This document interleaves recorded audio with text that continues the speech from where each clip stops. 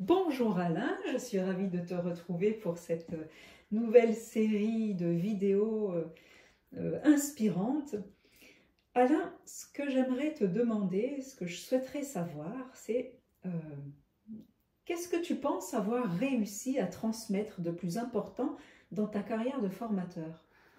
Ah oui, alors réussi, ça j'en suis pas sûr. En tout cas, ce que j'ai essayé Oui, de transmettre après, ce sont des quelques centaines, voire milliers de stagiaires qu'on a eu à l'Institut qui pourront me dire si j'ai réussi. J'ai envie de dire, le métier de formateur, à mes yeux, il va plus loin qu'être formateur. Je crois que le mot qui me viendrait à l'esprit, c'est le mot transmission. De par mon histoire, de par mes origines extrêmement lointaines, puisque j'ai un père qui est né au 19e siècle, donc ça remonte loin, je pense que j'avais une obligation de transmettre quelque chose de l'ordre de l'esprit, de l'ordre du cœur, de l'ordre de la gnose, au-delà du savoir.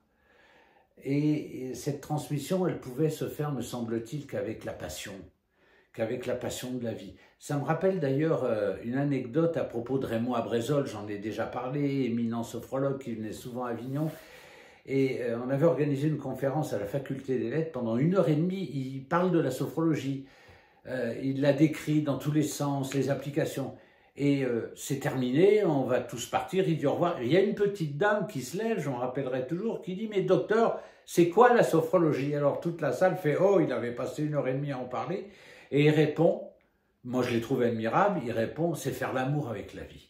Alors j'ai trouvé ça magnifique parce que apprendre la sophrologie, c'est pas simplement apprendre des méthodes, apprendre une technique, apprendre une philosophie. Ça va passer d'abord par une transformation à la fois extérieure et à la fois intérieure de l'être.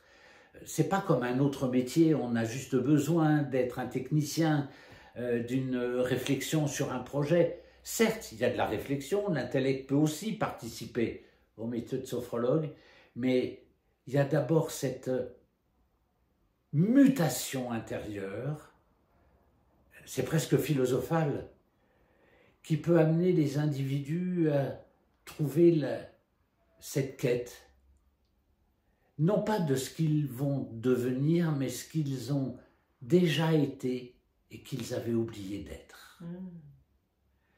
Et je crois que le formateur, il doit aider à se souvenir. ouais.